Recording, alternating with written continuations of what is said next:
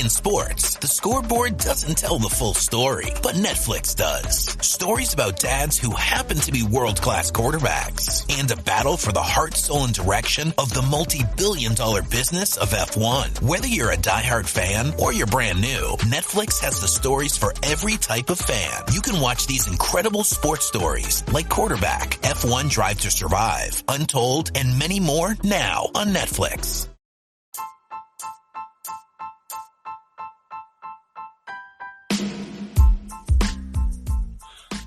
Welcome to the Scarlet Supporters Pembrokeshire podcast. Hello and welcome to this week's edition of Westerer is Bester from the Scarlet Supporters Pembrokeshire. Joining me, Lee G, as always, is Big M. How are we, Martin? I'm good, mate. I'm good. How are you doing? I've had better days. So to let everyone know, I'm just going to let everyone know what my last 24 hours is. And it's all you know, it's nothing crazy. It's all good stuff. But so we're recording this, what time is it, Mark? In the afternoon, late afternoon. Yes, past 4. So last night I had to drop my daughter to a bus for 2:00 in the morning, and then got back to bed at about 3:30, 4:45, and then because she's in America at the minute. Well, as we speak, she's over the Atlantic somewhere. And then my boy is also he's on tour in South Africa, so I had to drop him to Hartbury. So went back to bed, had a couple of hours kip, got up, took him to Hartbury, drove back from Hartbury, literally had a cup of tea, and then called you. So my head isn't exactly kind of, and then we start, and my microphone decides to stop working, and I'm just like, I give up. So yeah, happy days. Yeah, to put it into perspective, it's taken 25 minutes just to start. You know, we've literally been on video for a while, no sound. Yeah, we might have to talk fast, Matt. Talk fast. So let's start with the stuff that we forgot last week. We're going to change it around a little bit this week. So let's start with the bits that we forgot, which was the women's bowl and plate finals. Was it the bowl and plate, or was it the cup and the bowl? Yeah, it was bowl and plate. The cup was Llandaff North and Pontyclean, so you know that's a lot further east than we like talking about. So we leave that to one side. But we had Whitland and Bury Port, you know, an all Scarlet affair, which is good in the plate.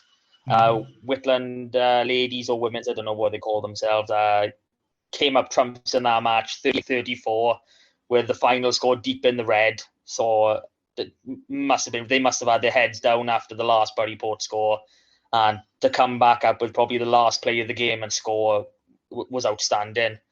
And then into the bowl we had HWest winning 2017 over Club Rugby Cymru Caerdydd women. I don't know how they call themselves, but I just know it's CRCC. That's all I've ever called them whenever I've seen them. It's just too many names. I'll stick with the acronym. That's fine. But from what I've seen, and I've only seen the highlights, they look like good games. They look like, you know, they were moving the ball, they were passing. What we do know from the women's game is that they kick a lot less and they run a lot more, and it looked quite entertaining games, I thought. Yeah, it's something I've personally have found is that in the women's game, the skill level seems to be a fair bit higher. There's obviously a lot less focus on physicality, so the skills are there. And it does make for an interesting watch. They do like shifting the ball. I think it's the same in a lot of amateur rugby where, you know, we just want to play, just want to have fun, and you see the ball move around so much. And it's a great watch. Well, I've seen quite a few videos and photos from the HWest ladies from the weekend, and I think they I think they celebrate better than the men's team as well, to be honest with you. I know they had a really good night on Saturday, the HWest ladies. So yeah, I'm delighted with that. I'm delighted, and I know a load of people in HWest are delighted. So, and this is, we were saying last week about why is the Pembroke Dock Quins and HWest game being called off so early, and you were saying earlier that was so that everyone could go to the everyone in the club could go and support the women in Cardiff, which is good, isn't it? Good. Yeah, because from what I found out is it was free admission to go. It would have been nice to know that, at least 2 weeks in advance. And I know Bury Port, because that's my local. They put posters, £10 for the bus down and back, free admission, as many people as want. Just give us a shout with you down. So I think all the clubs have been doing that, and it's absolutely brilliant. It's what you want. I just wish that the WIU would actually advertise these finals and not wait until the 30th of March, which was 2 days before the finals, to put any sort of poster out on their website. I mean, it's shocking, really, when you think of it that way. Yeah, especially I know there's been a busy week inside the WIU and all of that kind of stuff, but it comes down to priorities. And if growing the women's game is a priority, then make it a priority, and like you say, let's have some information about the women's game. Let's make a fuss of it. Let's let everybody know, other than the actual teams themselves, in a bit more advance when the blooming game is going on. So yeah, but anyway, they did really well last week, really, really well, and full credit to them. We're going to try and have a catch up with both teams at some point, HWest and Whitland ladies, and just kind of see what the day was like. So if there is anyone listening from HWest ladies or Whitland ladies, do me a favour and just save me like half an hour of chasing around with people on the phone. Just drop us a line and just say, here's so-and-so's number, let's have a chat or something. But yeah, let's we'll catch up on that one again later. So that's not the only finals, though, is it? So we've got finals coming up again this week. Yeah, we've got it's thick and fast now. It's what they've taglined as the Road to Principality 2023. One from last year, and this week is the first start of the men's. We've got the Youth Cup Plate and Bowl finals on Friday, and as a region, as a Scarlet, there's 3 finals, 6 teams, 4 of them have come from our region. So, incredible just, have that sort of representation, and something must be getting done right at these lower levels. Can't really say much more once they hit any sort of professional setup, but, that is what that is. And so Friday is going to kick off with the best and littlest team in Wales, Langham, playing Caerphilly in the WIU Youth Bowl. We then go into an annual Scarlet affair in the Plate with Bury Port and playing Ammanford. And then the final is Carmarthen Quins, and I hope I'm pronouncing this one right, Tondi. Yeah. So there was a thing that I saw that a couple of people were complaining about the time of day and the time of kickoff, because there's a couple of games kicking off at like 8 o'clock at night or something like that in that finals day. Is that right? Oh, I think that's the Saturday, the divisional cup finals, where we've gone from having 3 finals to something like 8. So I think it is something to do with that. I know. I think you'll see the 4 or 5 matches on the Saturday. So it's just working out. I can't find the times anyway. It's hidden in the WRU website somewhere. It normally is. It's always hidden. It's never front and plain, so you can actually see when you need to be there for your own team. But I'll try and dig around for that while we're talking. So no promises, but I will have a little look. Well, it would be good, I say, for Langham to just have the day out up there, because it's an experience that nobody can take off you once you've been there and you've played and you've run out on the turf and what have you. that's there. That's in gold. And regardless of what the result is, you played at the Millennium, and that's something that very few people actually manage to do. So, fair play to the boys. Let's hope that they do something decent on we say Friday or Saturday for Langham. Friday for Langham, Friday for the youth boys. Okay.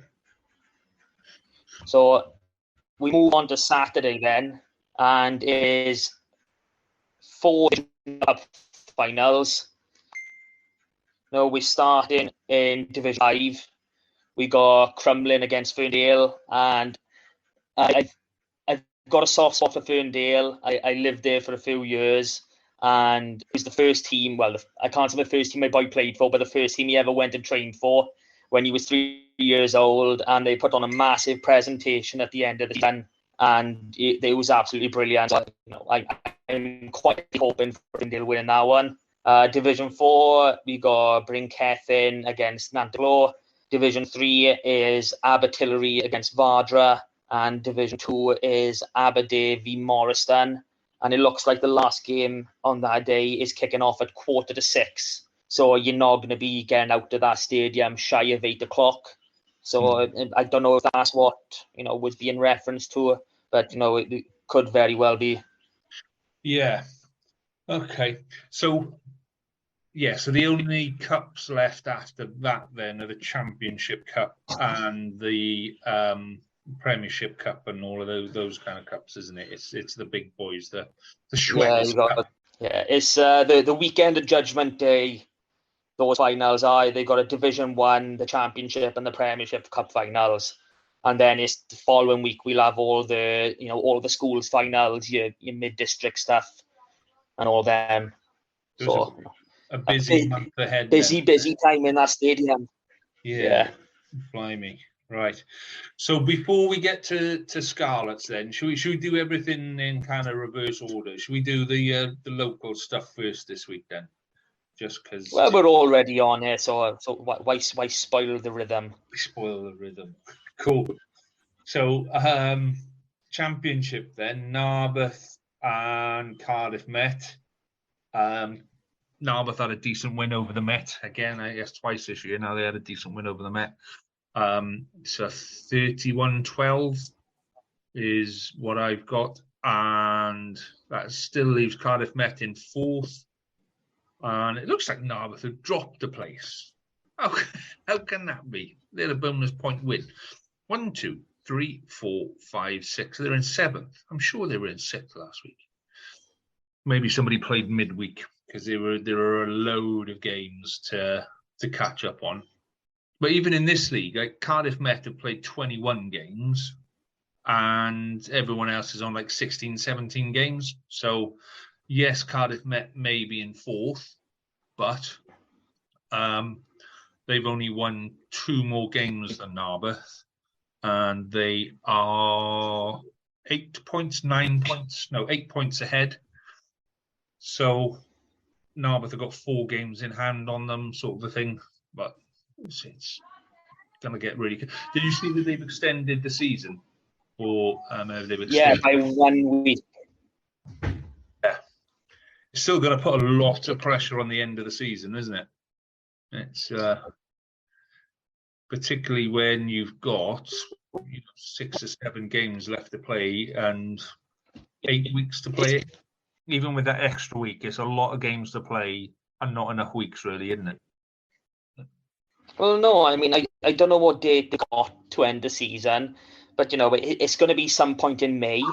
If you've got to play till the end of June, start of July, how is that really going to hurt anybody? It doesn't affect anything actually rugby related. I mean, the only thing that might annoy them is the cricket boys, but I don't think there's quite as many of them as there are rugby in Wales. I'm just looking to see when the official last game of the season is. There's a whole, like in the last couple of weeks of the season, there's lots of like midweek games and things like that. 20th of May is when they finished. Narberth's last game is a week before that on the 13th of May. So, yeah. It's literally dependent on who you've played through the season and where they're based. If they're somewhere that torrential rainfall stops gameplay, then it's going to affect you. It's not a case of teams not showing up for games or saying we can't play this week, we can't play that week. I know there's been a few with them, but nowhere near enough to cause this sort of backlog. It really is concerning that I've seen teams post on social media and stuff, just written down the lists of games they've got left in the season, and some of them they're playing every single midweek, and in some cases they're playing 4 or 5 games in a week. They're playing Saturday, Tuesday, Thursday, Saturday, and it's just not good for anybody to be playing like that. But then, how does Cardiff Met manage to play 21 games, whereas everyone else is playing 16 and 17? I don't understand why they're any different to anywhere else. Do you know what I mean? I know they've got a decent pitch. The only thing I can think of is maybe the odd time where you have some players with family issues that can't turn up. Obviously, Cardiff Met are they're practically a university team, so they don't get those sorts of shows. So that could be a part of it. It could also be a part of the boys just saying, "Look, we're planning for the bus. We're just coming up anyway. If we got to call it off after an hour, so be it." I really don't understand why there is such a party. Tata, we saw the struggles with them at the start of the season, and they've played 19 games. They haven't won any, but they've played 19. Well, they nearly had to pull out at the first couple of weeks of the season. They were appealing for players to come back because they were in danger of not being able to play enough games and stuff. So, yeah, if they've played more games than you, then gosh. Yes. What is the official rule in the WWF? What sort of, it's a percentage of games in the season, isn't it? So is it 80-85% they have to play? Top of my head, I don't know. I haven't looked into it for a while. I know a couple of teams have been threatened with it, and if you get a warning, if you get to the end of the season and you haven't played enough games, you get a warning, and if it happens again the second season, you're out. I know that's the case lower down the leagues. I don't know what happens at the top, but that's certainly where that is. So anyway, Narberth are away to Maesteg Quins this Saturday. So yes, they are. Maesteg are 4th from bottom. They've only won 5 games so far this season. It should be a fairly comfortable win for Narberth. I can't see them not winning that, in all honesty. Yeah, I'm with you exactly. The reverse picture, Narberth 130-1-3. So Narberth have been playing really well over the last few weeks. So I'm not expecting a drop off, especially against Maesteg Quins, who, like you said, they are languishing in the lower reaches. Yeah. Okie dokie. Let's have a look at HWest then. Yes. See, I always open up the page. I always open up the results page, and I just think it's a bit like Christmas morning where you see a box in the middle of the room and you think, oh, I wonder. Or if you win the lottery and you get an email that says, oh, you've won the lottery, and you have this 3 or 4 minutes before you actually get to the lottery bit, and you go, this could be the big one. This could be the one, and it's £3.50. And I'm always the same when I open Division 1 West fixtures, and I go, where's Pembroke? 83.5. Oh. And I'm just, that's a kick in. Well, in all fairness, it is Aberystwyth, so it's not as though they're losing to someone in the same sort of reaches as them. They're not losing 83.5 to Whitland, for argument's sake, like someone who at the top end of the table pushing for promotion. Mm. So, I mean, they'd get on the score sheet. You know, they cross the line. They got to try. So, you know, that's a positive to look at. But then a couple of seasons ago, we were playing Aberystwyth in the Pembrokeshire Cup, and Aberystwyth put out a fairly strong side. We put out strongest side. I'm saying we. I haven't been involved in the club for 5 years, but you know, and Pembroke were competing with Aberystwyth a couple of years ago. They still lost, but it was nowhere near 83-5. But there we go. That's that. So the Whitland game was called off, as we've just said, for to allow everyone to go and see the women's game. And well done, which just leaves us with Crymych and Llangennech. And this was the one game I'm really, really looking forward to. So Crymych won 17-5 on that one. And that's good. Yeah. That's massive in terms of the entire league. And, you know, I've said for quite a few weeks now, looking at the results, looking at everything, even the game, Llangennech looked to be a real top contender. And, you know, just for Crymych, I know they've been top of the league for a good couple of months now. So for them to just stick to it and do the number over Llangennech is going to be absolutely massive. I mean, Llangennech mathematically still can overtake, but it's a difference between, you know, having those points on the board and not. And when you're talking, like we've already said, games, you know, needing to be played before the season ends, you know, Crymych have played 14 games, Llangennech have 12, and there's a 9-point difference. So Llangennech would really need to be getting bonus point wins in every single one of the games. And there's still that return fixture of Llangennech, Crymych and Llangennech. And not to mention the fact that, you know, Newcastle Emlyn are still very much in this title and promotion hunt. You know, they are, you know, Crymych and Newcastle Emlyn, they are tied for second, you know, both on 59 points each, which, you know, this league is strong. And I really can't, you know, emphasize enough of how tight this is looking, even though, you know, you've got Crymych and Newcastle Emlyn who've basically been 1-2 since Christmas.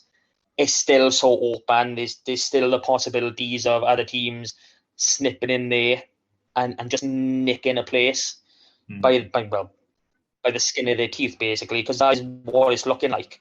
I mean, there's 10 points separate in the top four. 1-2 games changes everything. And Crymych's running is mainly bottom half of the table, with the exception of a game against Aberystwyth and a game against Llangennech. Whereas Llangennech have got to play Newcastle Emlyn, they've got to play Gowerton, they've got to play Felinfoel, they've got to play Aberystwyth. So they've got a really tough run into the end of the season, whereas Crymych maybe not such a tough run-in. I don't want to say it's easier, because they say nothing in that league is easy. But based on league position, it looks better. Yes. So this weekend's games then, Llangennech are at home to Aberystwyth. So with a victory like that, you know, Aberystwyth are going to be all bouncing or singing or dancing. Llangennech may be a little bit kind of under the cosh. If Aberystwyth win this one, I think that's a massive loss for Llangennech. So I think Aberystwyth might be in a position to do Crymych a huge favour this weekend if they beat Llangennech. Do you think it's going to happen? Oh, I really don't know. Like, Aber did Llangennech at home early in the season. I know it was the first few weeks of the season, but they still done it. And, you know, a massive win against Pembroke. Okay, you are talking a team that's really, really struggled. But, you know, having that sort of victory under your belt does tend to buoy you. But at the same time, Llangennech basically know now it is squeaky bum time for them. They can't afford to drop any more points. they can't drop any more points in terms of promotion, because we know we've said it's top 3. We know as it stands, they are 9 points off the top 2. But a loss or 2 here and there means that them being that third team is up for discussion. Then it's no longer a foregone conclusion. They've got to win this game. They don't have to take the bonus point, but they've got to still be in the hunt. Yeah. So, which way is which? I'm going to go with. I'm going to go with an Aberystwyth shock win. I am, because it's Llangennech at home, but I reckon Aberystwyth will take this one. Yeah, I'm going to hope for the same. I'm going to hope for an Aberystwyth as well, and there's no reason why they can't do it. And it's going to be a big week in Llangennech season. They either win and everything's roses, or they lose and they're fighting for their lives. So, back in Aberystwyth, let's see what these boys can do. Yeah. So, next then, Pembroke at home to go sign on. This is the week. This is the week. It's got to come soon. It's really got to come soon, but yeah, go sign. Oh, yeah. Can I just say, go sign them have won more games than Aberystwyth, and you're back in Pembroke against them. Yeah, I just think they might. I don't know. Let me find a reason here. They might lose focus. They might be, they got nothing to play for. It's Easter, so they might have players away. I don't know. It's hope, isn't it? It's hope. I just hope that Pembroke pulls something out of the bag somewhere, and they come away with at least one win this season. And time's running out, so yeah, I'm hoping it's going to be go sign. I genuinely can't see it, but I'm going to predict a Pembroke win, because damn it, someone's got to. So. Yeah, and that someone is you and no one else. Like, not even the boys of Pembroke are backing themselves. Yeah, sometimes it feels like that, mate. It does feel like that, but there we go. I'm assuming you're going to go for a Gus Hynod win on that one, then. Yeah, got to be different some places, haven't we? Okay, Whitland are back in action this week against Pencloud. So Pencloud are one place above Whitland in the table. They play 3 games more than Whitland and are 2 points higher. They've won the same amount of games. They've drawn the same amount of games. It's literally bonus points that separate them. They drew with each other. With who? With each other, 24. Did they? I missed that one. Yeah. And again, my head today isn't exactly in a great place. Okay, so what's your call on this one then? Whitland at home. I'm going to back it. It's as hard as it has been to watch. Not even watch, just to see these results coming over the season and to see Whitland be knocked down so many times. They've had a couple of positive moments this season. I think this is going to be another one. I think they're going to get a win. Okay, cool. Yeah, I'm gonna go with Whitland as well, like I say, because they're at home. So, yeah. So last game in that league then in HWest is Crymych away to Hendy, and that should be a comfortable win for Crymych. In all honesty, I can't see anything else happening there. See, I don't know, because I know Hendy are very much mid-table and they are in the bottom half, but I'm looking through the results and there really seems to be a really tough team to break down. I mean, I'm going through them all, and I think like 12 points is like one of the biggest losses they've had. They've lost to Whitland, so okay, I might have to change. I might have to change what I'm saying by you, but no, they look to be a really tricky team to beat. I mean, 38-45 against Newcastle Emlyn. I mean, we've got to back Crymych because we got to back Crymych. No, yeah. Otherwise, what's the point in this being Premiership podcast. Yeah. If it comes to a tight call or someone's got thinking a bit iffy, you can't go with some other randomer. You've got to back your own. So yeah, I don't think it's going to be comfortable. I think it's going to be a tight one. Yeah, but I can't see it. I can't see them slipping up now, though. Do you know what I mean? At this point, we'd hope not, is what we should say. Because like you said, the fixture running, there are like a few tricky ones, but not that many. So Crymych for the win. Cool. So slipping down then into HWest. Let's do Tenby versus Bury Port first, because that's always a fun one.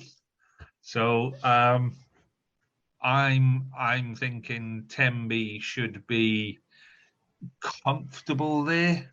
I know the type of players that come out of Bury Port. It should be close. It should be close, shouldn't it? Bury Port got 3 games on Tenby, but there's 14 points difference. I can't see them catching it. Tenby are one place outside the promotion criteria, but the teams above them, Nant Garedig, Mumbles, Pontarddulais, have all got games in hand on Tenby. So yeah, and then the real issue in that league is Kidwelly have got 11 games on the board. Tenby played 16 games, got 49 points. Kidwelly played 11 games with 39 points. So, that could be. But then we're back to talking about the length of the season and playing games midweek, and it's hard enough getting boys to turn out for training midweek. So getting them out to matches as well is going to be a lot harder. Like I can remember in my playing days, we had a lot of boys that would basically work whenever they could, and they'd be like, I can't make training this week, I'm going to be working, and they don't get to choose that. So it could be very much similar circumstances where a lot of boys just physically they can't play the games because they've got to work. Yeah. So it really is a tough one. I mean, you can even go with Bury Port, because Bury Port have mathematically got a chance of taking over 10. But again, that's counting on them winning all their games with bonus points. And we know how they seem to be to come by in these lower leagues. If you're not the top 1 or 2, you tend to struggle to get these 4-try games. But no, it should be a really interesting game, and I'm going to back Tenby because they're the home side.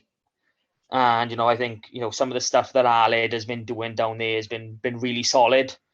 So, they had a bit of an unlucky game on the weekend where they lost 19-16 at home to Carmarthen Athletic. But, they want promotion. We know they want it. It is going to be difficult for them. They are relying on other teams, but I see them having that drive, having that fire to get this win. Well, Tenby on the weekend, like I said, they lost to Carmarthen Athletic, and Tenby had to roll out Toby Smith in the centres. Now, when you're rolling out Toby Smith and you're having to dust off his Zimmer frame to get Toby to play, I was winding the guys up on Tenby.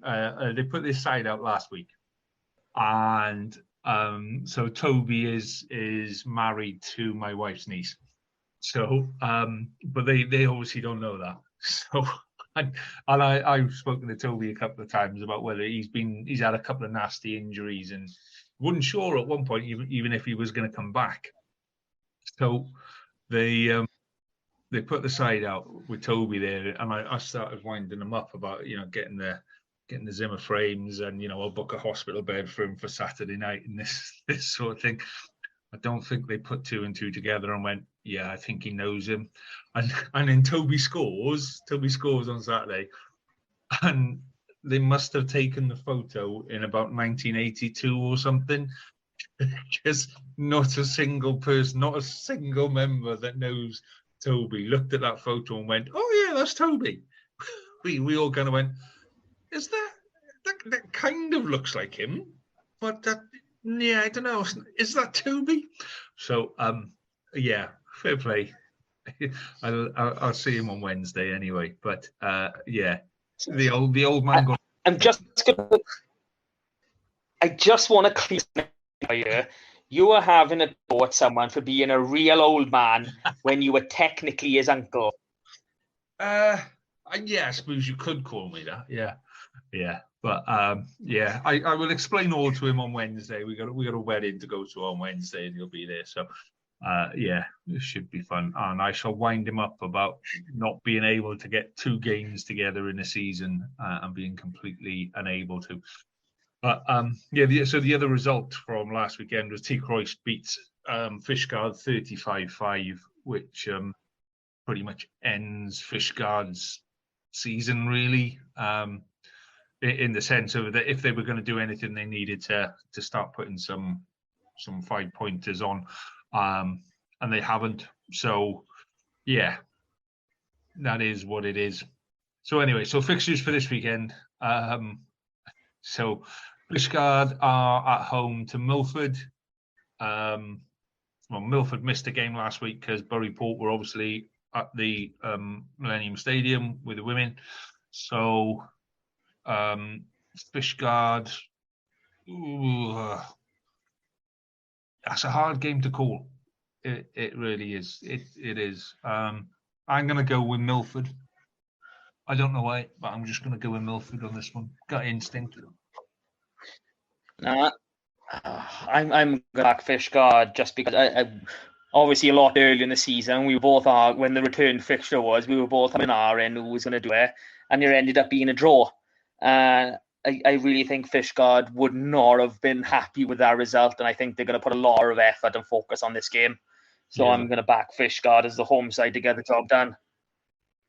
Okay, and who are you calling between Tenby and Buryport? I'll go Tenby. Derby Tenby. I'm gonna see if I can have a chat with old man Smith on Wednesday and get some insider information. I might get him on in a couple of weeks' time.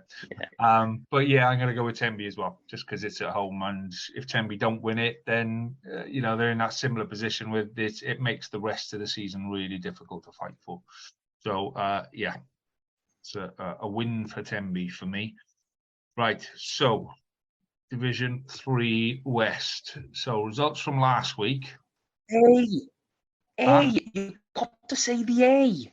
Oh, go away, man. It's Division 3A West. 3 West A, 3A West, 3 West A. Division 3. West A.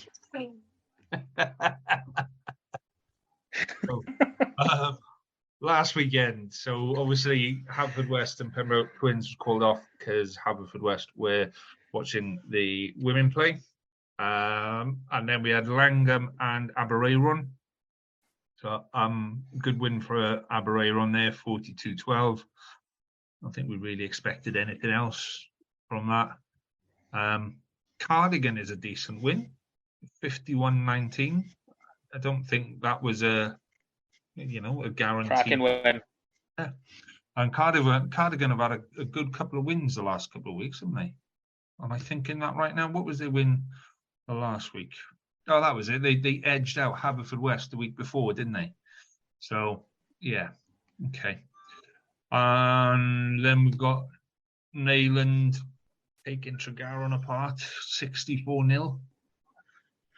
Yeah.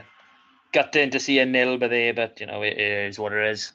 Yeah, and the fixture of the round, St Clair's and Larne, and this is the one that we were like, this could really go either way. Gonna do a lot to dictate the end of the season. So St Clair's came out on top there, 15-13, which leaves the top of the table somehow now. I do know how, but Abereyron are on top, with Lampeter in second, then Larne, and then St Clair's. But St Clair's haven't lost a game so far this season. But they're still, how many games are they been? So they got 3 games in hand on Abereyron. And we're back to that same thing again of they're going to have to play midweek games. They're going to have to play, they're running now towards the end of the season is quite hefty. I think they've got Aberystwyth on this week. Then they've got Cardigan. Then they've got Llanybother. Then they've got, where are we? Then they got Langham. Then they got a couple of, it's just the end of the season is looking really, really messy. And, but there we go. So, focusing on this weekend then, Aberystwyth on at home to St Clair's. Big top of the table kind of a battle then. What's your call on this one? I would like to say Aberystwyth on, but I can't see nothing past this St Clair side. They've played both their games now against Larne, who are one of their closest competitors, and they've dug it out both times. This seems to be a team that knows how to win, and they are very well drilled when they get the opportunity. So I'm going to have to back St Clair's. Yeah, I think so too. I think St Clair's will do themselves a whole load of favours because the other two of the top three, Lampeter and Larne, play each other as well. So, I can see St Clair's coming away with a handsome victory as they start winding up the end of the season on that one. Cardigan at home to Langham. I always want to say Langham, but I can't see it happening. I'll be honest. I don't know if we're going to see a similar situation to this week, where because the youth boys are in the final on the Friday, they might postpone the game. So I'm hoping not. But this is going to be a Cardigan win. I'm just hoping for Langham to get on the score sheet more than anything else. Yeah, I think Cardigan, you could see Cardigan results over the last couple of weeks have started to improve. So, yeah, I think Cardigan home win there should be quite comfortable, like you say, if the game gets played. And then we've got so just want to check the table again. So Lampeter are in second. 2 and 3. Yeah, Lampeter are in second, Larne are in third. So we've got first v fourth and second v third this weekend in that table. Who are you going to call on that one? I'm going to call Lampeter. Just think they seem to be, a team alongside St Clair's. I mean, I don't know who's going to be the ones to really beat either one of them, if other than each other. I mean, I'm trying to find, Lampeter have only lost one game, so I'm trying to find that now. It's definitely not a home game. Well, it must be. It was Larne. Who's Larne, was it? Oh, they lost 33-13 to Larne, so they're gonna be revving up for that one. But this is what you want at the end of the season, didn't you? Well, we're not even at the end of the season, but we're starting to ramp up at the end of the season. And you want games like this more often. You want the games that count. You want something where it's a little bit tasty and there's something on the line at this stage of the season. I'm going to go with Larne on that one because why not? On that, it is getting a lot tastier, and I think the weird thing is the way the both three Wests have been plotted out. Only one second place team is getting that promotion spot, so it just makes it all that more intriguing. I mean, as it stands, the second place is going to be coming from 3 West 8 because our second, third, and fourth. The points we've already gathered are so high, but this could be a big spanner in the works for Lampeter, who are they are second. They got 2 games over Larne behind them on same points, so they will really be hoping they get that win. But Larne already beaten them this season. It is really juicy. I'm loving it. It's awesome. It is, and that's how it should be at this point of the season. Llanybother then at home to HWest. I'm going to go with a HWest win there myself. Exactly the same. I can't see anything other than a win for West. So Let's move on. St David's v Neyland. Neyland are quite high up in the table. I think St David started the season really well and have kind of fallen off. And Neyland started the season really poorly and have built into the season. So they've kind of passed each other in the middle of the table, and now Neyland are just below St Clair's, but Neyland are not going to catch St Clair's, let's be honest. There's 9 points between them, and St Clair's have got 3 games on Neyland. So yeah, I'm gonna go with a Neyland win for that one, but I'm gonna be unconventional here, and I'm gonna say St David's are gonna do it. I'm just looking through. You got to back these little town village teams. I know St David is one of them, and looking at the result from earlier in the season, 7-3 at Neyland. So I'd hope they could kick on and get a win in this one. Okay, so last fixture for this week then is Tregaron at home to Pembroke Dock Quins. Pembroke Dock Quins missed a game last week against HWest. So they're building up a great big stack of games to finish before the end of the season as well, the Quins are. But Tregaron are rooted to the bottom of the table. And they've won 1 game, and I think that was... Yeah, they beat Langham, and then Langham beat the Quins, didn't they? Yeah.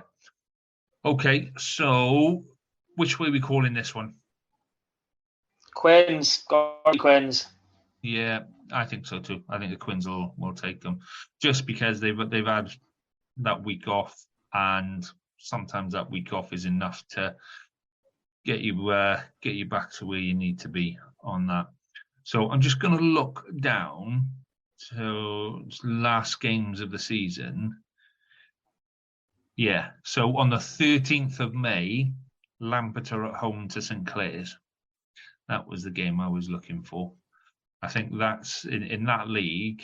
That's the key game, isn't it? Is Lampeter St Clair's 1 week away from the end of the season? That's where the season gets decided. You just got to make sure you're still in the run before you get to there. So cool. Right. Have I got any other? Are there any other games we got to cover now? Well, no. There was a game from this league on Friday night, which was where I lost it. It was Lampeter St David's. Lampeter won comfortably 31-7. And that's it for all the community stuff. Oh, yeah. I can see that. Right. Okay. So let's talk Scarlets then. Let's talk the big boys. Ooh. So what did you make of the game on Friday? It was electric. I mean, there were a lot of issues in the bars. I do have to point that out because, people were queuing for God knows how long for a pint of Guinness and then giving lager and go, oh, isn't that what it is? It was a shambles, I'll be honest. And from what I've been reading, it was all around the stadium. So, it's not good things as a first experience. Yeah. Just because this game, we had a lot of floaters in. And, I can't imagine too many of them are going to want to come back next week. But, in terms of just watching the game, the atmosphere is brilliant. It's always brilliant. I say it every time we have a home game.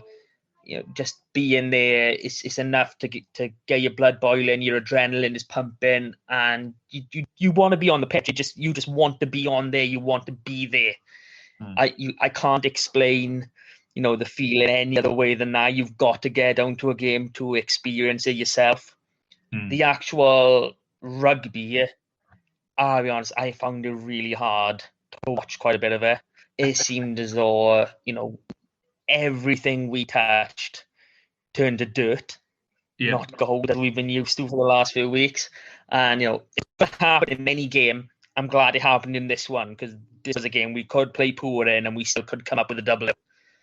So, in terms of that, I'm hoping this is a one faulty game and now we're going to kick it back up a notch and get back into gear. So, I think we missed Dan Davis massively, and I mean massively. Their ruck speed, it was brilliant. We didn't seem to have anyone in there counteracting it or even trying to slow it down. I know Josh and Aaron, they got in there a few times to try the job, but it's completely different when you have got that out-and-out Jacqueline, that ruck slow 7 that Dan Davis is. So, that made things a bit harder. But all in all, our attack didn't fire. It really didn't. We needed a bit of magic from Via Fifita to really get us going, because if he didn't make that score at that time, because it was not long after Breve scored, I think it could have ended up going the other way. The momentum was totally with Breve. At least that's what the feeling was in the stadium. And the next goal, we needed something. He brought it out, thankfully. But, we must have left a good 5-6 tries on our pitch. We could have easily scored so many, and just nothing we did went right. But yeah, it's a European win. You can't not.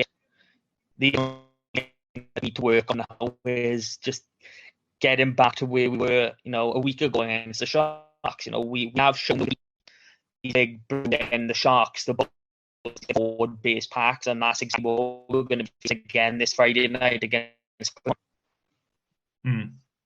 Well, I think when you look at it, watching it on the telly, the conditions looked horrendous.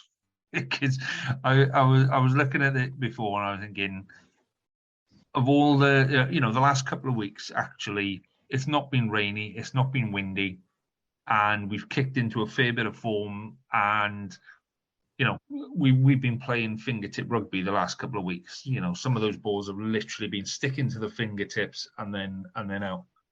And I looked at it on Friday, and I thought, if we try and play that style of rugby tonight, I think we might gift them a couple of points.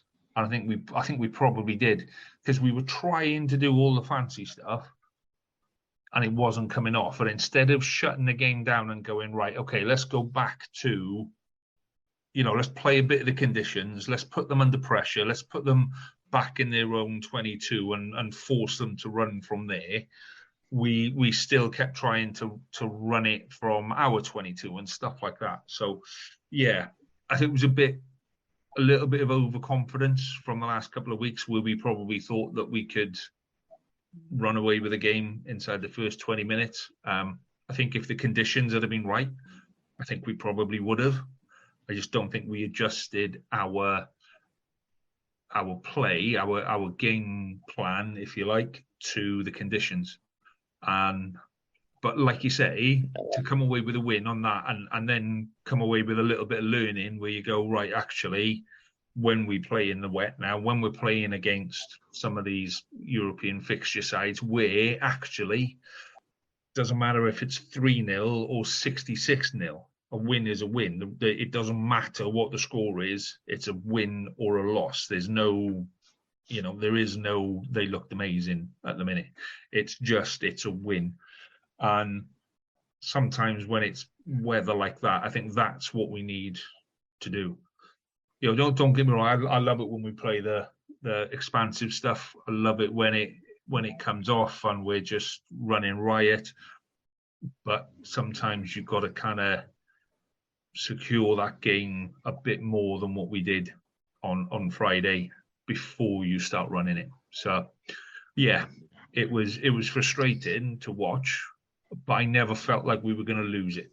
I didn't feel like we were going to lose. Just wish we could have played a bit better. Yeah, my heart was in when it first went over, just because it came from absolutely nothing, and we got outpaced by this bloody 90-year-old Irishman to the try line. So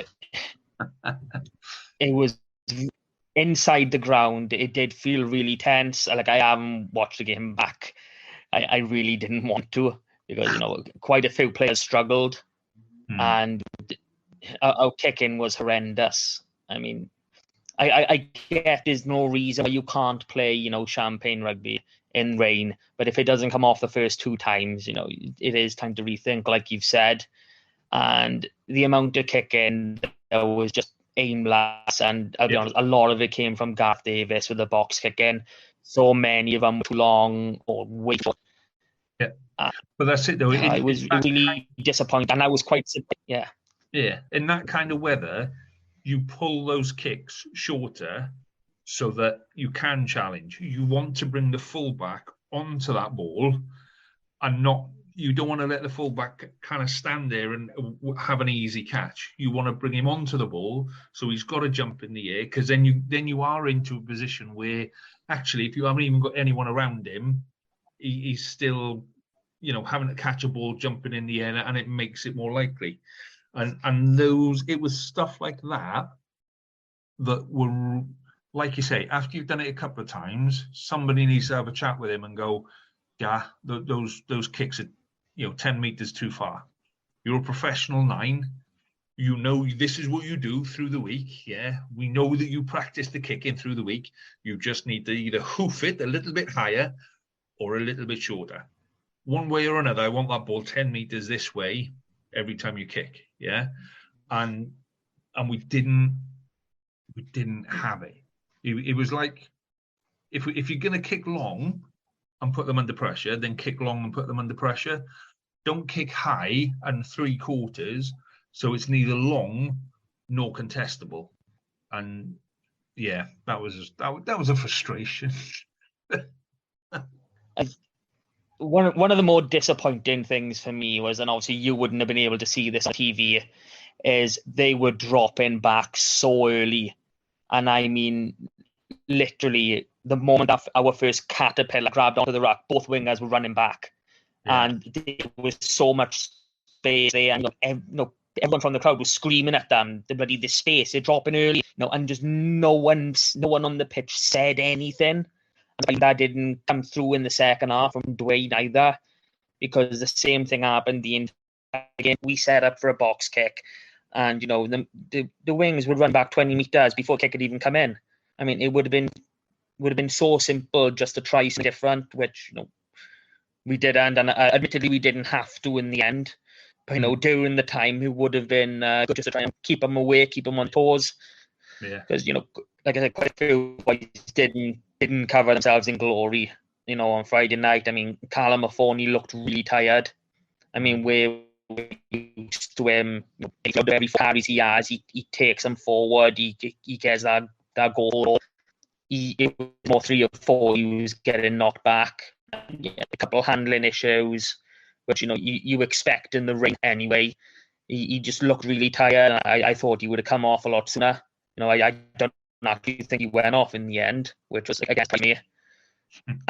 And Sean Evans coming on for Ken Owens, I think that's just a testament to how good he has been playing, and added into the fact that we didn't have Dan Davis, like I've already said, that person to slow the ball down. He came on, he did that job, and I think that was one of the things that won us the game, the fact that we were able to stop them gaining momentum.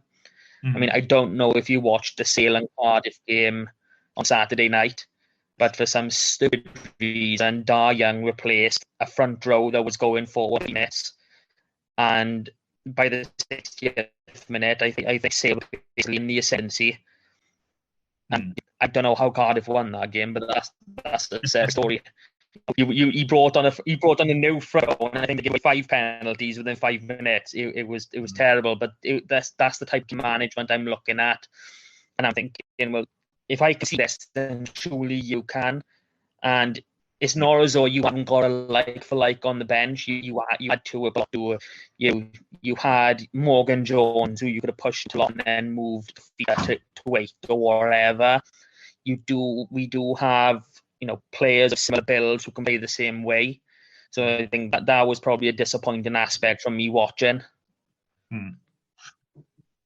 So we'll talk about the game coming this Friday, which is weird, having working out on one Friday who you're going to play the following week, sort of a thing. But we'll talk about that game in a minute. But kind of off topic for a second, how do we cope if Fafita and Lousi aren't there? Do you know what I mean? How do we? I think we're so reliant on them now to say pull out something exceptional. When you look at most of our tries from this year, one or the other of them are involved at some point along that line, and they do something that creates the try. And I'm really a little bit nervous now that we know what the situation with pay. We know that people are leaving Welsh rugby left, right, and centre, particularly those guys who can earn a decent wage, and they're very much in that bracket. Are we going to be able to keep them past the end of next season? And if we don't, what do we do? Yeah, I don't know. Yeah, I don't know what their contract situation is. I'm pretty sure they're tied on for at least another season. I'm hoping Via is for another 2, but again, I'm totally unsure of that. I think we could cope with one of them going. I don't think we could cope with both of them. But obviously, this is a talk for a year on the line. I'm really hoping that the players coming through, that we use Lousi and Fafita as as basically personal tutors, basically to like the likes of Kale Salmon, Jack Price, Morgan Jones, because we don't have other locks like them. Like, neither of them are particularly big, as in they weigh 20 stone, and they might to like or even Jake Ball was. They are very much, these mobile locks, and we don't have anyone of that type, which I think is probably the biggest concern going forward. Obviously, again, this is a conversation for years' time, but this is something that we've been looking at over the summer now, looking at the academy, looking at who's coming through, and so I'm going to play devil's advocate a bit and say, I'm not concerned, even though in my heart of heart I'm thinking, 12 time, I'm biting my tongue. Oh my God, what are you going to do? Yeah, we can live without one of them. We can't live without both of them at this point in time. Yeah. 12 months could be completely different. Yeah, I definitely think it's right now. It does come to like when they both got red carded earlier in the season and we were missing them for 2 or 3 games. We struggled, and as much as it is great to have those X factor style players, you don't want to have your entire team drop down a level when they're not there. Yeah. Drop down a little bit, but not as much as we have done. Yeah, and I think that's the one area that concerns me at the minute is, what happens when, like I say, if Ken Owens has a massive offer from Japan, let's say, for example, and goes, well, actually, I think, we've got backup there. I think we've got backup across the front row. I think we've got backup across the back row. We've got backup at halfback. Centres are looking quite rosy at the minute. Back 3 are looking quite rosy. The one area that I say is it's not a concern, but it's a what if is that second row. Anyway, let's move on to this week's game. Let's move on to the hastily arranged game against Claremont. So, what are you? I think Dan Davis is back this week, isn't he? He's available for selection. I'm hoping. We haven't had the weekly press conference yet, so we're not entirely sure on who is or who isn't available. I am very much hoping that both Dan Davis and Costello are fit and available. Watching Costi go off, he was really, I don't know what he showed on TV, but he was really angry and upset because he walked down with his face in the gutters, looking straight as he was going, limping over. So I'm thinking it was a hamstring where his leg was already heavily taped. I'm hoping it's precautionary. I really do with Dan Davis last week, where he felt a tweak and they said, look, it's not worth it. So if they both come back in, then well, I come back and he was never out. But if Dan Davis comes back in, he comes straight back in for Shingler, and we revert to what we had against the Sharks. Costello, I think he is that much a level above Patchell, and there's so much trust in this team now with him, and I think that's quite there with Patchell. I always, if we go back in 4 years, when Gatland was leaving, I had Rhys Patchell down as he's going to be the Welsh 10 at the next World Cup. I can just see it now, but he's never seemed to go over his consistency issues or his confidence issues, which is really unfortunate for him as a player. But at the same time, if something happens early on against Clermont, he misses a kick, he takes a big hit or something, and his head drops, it's a massive worry, and that's not something I've seen from Costello, ever. I've never seen that sort of thing affect his game, where we have seen it affect Patchell in the past. And so, in terms of Clermont on Friday, I've got all my eggs in with Costello. I really am hoping he is fit and available, because winning against Clermont is never easy. I don't know if we've ever beaten them, so it would be a nice first. But I wouldn't be happening with Patchell starting at 10. Yeah, I can't remember the last time we actually played Clermont. I'm just going to have a little looky now. See if I can find... the only stuff I can find is current stuff, but that's probably just the way the internet works. Yeah, I don't know if there's a great amount of history between us. Yeah, we must have... Wasn't that where Stephen Jones went? Didn't he go to Clermont when he left and went to France? Didn't he go there? And I'm sure there was something at one time where he was playing against us. Yeah. Right. But anyway, they're... I'm pretty sure we played. But I think that they're French, aren't they? They're going to bring a typical French side. They're going to be big up front. They're going to be... they're going to have quick backs. But French sides tend not to travel well. Particularly club sides tend not to travel well. And I would anticipate a fair bit of reaction from this week where, when the boys sit down and look at that video from Friday, there'll be a lot of, we could have done this. It's not so much making a mistake. It's not like throwing the ball in for a quick line out on your own 22 and giving a try away to the opposition in a really stupid manner. There were no mistakes like that. That would be a ridiculous mistake to make. But there were opportunities there that we didn't take. And I think when they look at that, they'll go, right, okay, we put that right this week.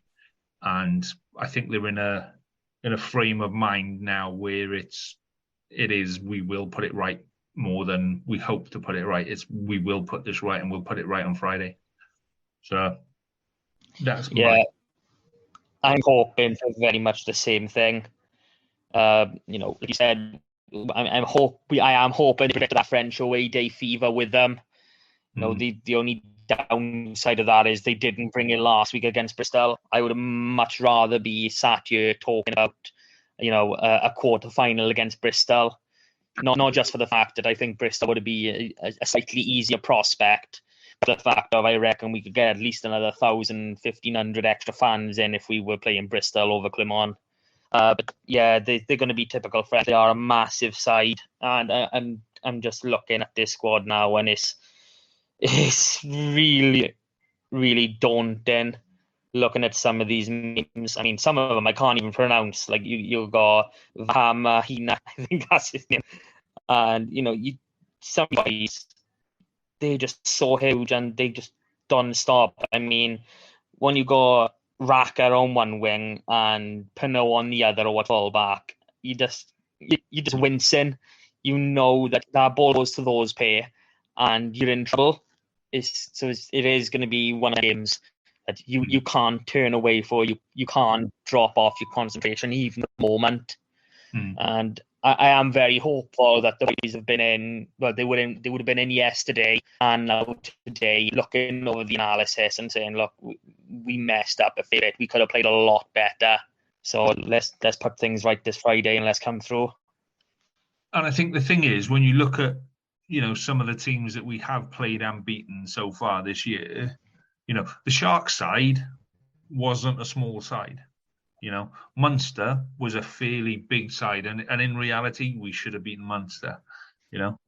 The Bulls earlier the year was a massive side, and we've beaten all of them. So I think there's a lot of confidence that can be taken, but the execution of the overlaps, the execution of the pass has got to be better. And if it's not, then we're in that situation of hoping that they're not executing well, and it turns into a pretty rubbish game. I think a lot of it will revolve around the weather. It's nice now. This is Wales. It could be a bloody gale by it could be a snowstorm by Friday, or it could be the pitch might have dried out and needs watering. You just don't know. But I'm hoping that something plays in our favour, and I think it'll be a really, really tight game. I really do. I think it'll be one score either way and a real proper nail-biting finish to the end this week. Yeah, well, I'm on the forecast now, and I think the last bit of rain is due at around 1 o'clock on Thursday. So, we should have a good 24 to 36 hours of dry time, before during the game. So, hopefully conditions for some running rugby.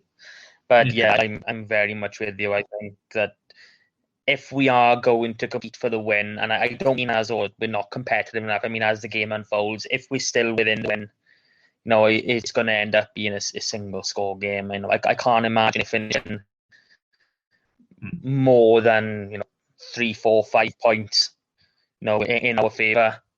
I'm really annoyed this game is this week. I mean, I know the season is pre-planned and whatever, but bloody hell, the EPCR, they really don't care about fans. They really don't. You've got a knockout game this week, and if you win that, you've got to go again the following week. So, basically, make sure you've got all your money saved, all your money paid ready. It's like, bloody hell, it's a massive difference between, driving down from Bristol or bloody flying from France. They really didn't put any thought into this. If you want full stadiums, you need to give people a good 3-4 weeks to bloody, get things arranged, get things settled. It's like there's no chance I would be able to, travel this week if I didn't know last week. It's just impossible. Yeah. So I think that's one thing the EPCR does need to look at going forward. And I know it's going to be the same again next season because the round of 16 and the quarterfinals are the following week from each other. So it's exactly the same. Same with the broadcasting. I understand what sense it is in playing games at 8 o'clock on a Friday night. I mean, it's ridiculous. I know they want a game on the Friday evenings, but for Christ's sake, make it better. It's Good Friday, for Christ's sake. You'd have a game mid-afternoon on Good Friday, and you'd still get the attendances. Yeah. I think because it's Good Friday, you could run, the normal kind of 12 o'clock, 2 o'clock, 4 o'clock, 6 o'clock kind of kickoffs, and have a proper, bank holiday kind of. Well, they could even run it on Bank Holiday Monday. And just it gives people that little bit extra time to travel. But imagine if you're a South African supporter now trying to get, to a game in Europe or whatever, you haven't got a hope, It's one of those things that needs a lot more thought than what they've given it to. Anyway, so predictions then for Claremont. What's your prediction? Prediction's going to be a Scarlet win. It's got to be a Scarlet win. Never going to be anything different score-wise. 19, 22, 25. I'm going to go 25-20 in our favour. So I was going to go 21-18 in our favour. So we're not that far off. We're in that kind of ballpark area. So yeah, we're early 20s to lower 20s or late teens is yeah. Okay, right. Have we got anything else to talk about, Mark? There's transfer rumours. There's a couple of rumours about, is it Ben Fry from the Dragons, second row? That's been going on for months now. Yeah. Bloody hell, I think I first heard that back in January. But rumours are still going around about him. I mean, we've seen Ospreys lose a couple of players today. It's been relatively quiet on the Scarlets front, hasn't it? Yeah, well, we've always done the Tuesday sort of stuff, so maybe we'll see something tomorrow. But as far as I know, we were only in the hunt 2 signings, one of them being a lock and the other being a 10-15. So, I've got no information on who that could be at the minute. But according to Wales Online, that 10-15 is looking to be Johan Lloyd, which, wouldn't be bad of a signing at all. Yeah, similar in stature to Costello, really. Short, stocky, quick, decent hands, good kick. But from where he was in Bristol a couple of seasons ago to where he is now, he's very much down the pecking order. But then, sometimes you just need a change of atmosphere, a change of environment, a fresh start. Do you know what I mean? Sometimes that's what kicks on for players, and you just get stale in the same place, and you move, and everything kind of clicks into place. So we shall wait and see on that one. But I wouldn't be surprised to see someone like Johan Lloyd come over, particularly, with Halfpenny at fullback, not being in his early 20s, it would be good to have extra cover there. And at 10, rumours around Patchell going back to Cardiff and things like that. So, yeah, it would be good to have a couple of extra players there that can cover additional positions, wouldn't it? He said confidently. So, yeah, looking like a good game on Friday.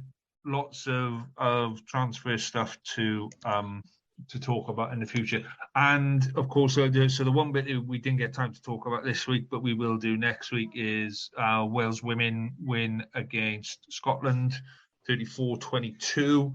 So lots of stuff to come from that game, but we'll cover that game a bit more next week when we preview the game the week after. So yeah, I think we're done, Mark. I think we're all finished, mate.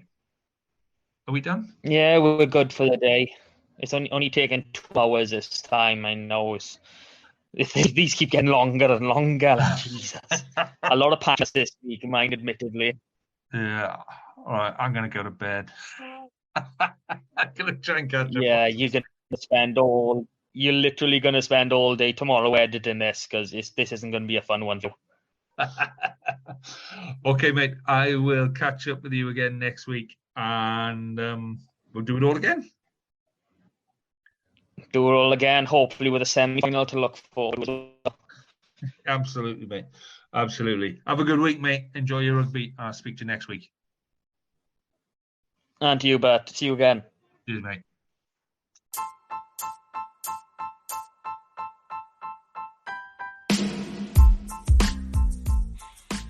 You have been listening to the Westerer is Besterer podcast from the Scarlet Supporters PEMS team.